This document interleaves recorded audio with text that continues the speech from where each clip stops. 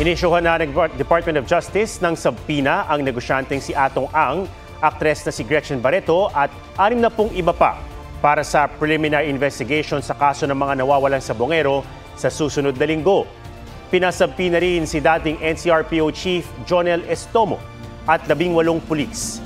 Kasama rin sa pinaharap sa mga reklamo ang magkapatid na Dondon at Ella Kim Patidongan.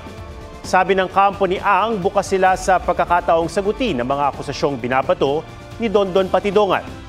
Hamon nila kay Patidongan lumabas mula sa likod ni Justice Secretary Remulla at patunayan sa pamamagitan ng ebidensya ang mga akusasyon nito.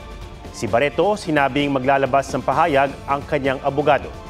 Patuloy pa naming kinukuha ang panig ni Estomo pero nauna na niyang itinanggi ang anumang kaugnayan sa pagkawala ng mga sabongero.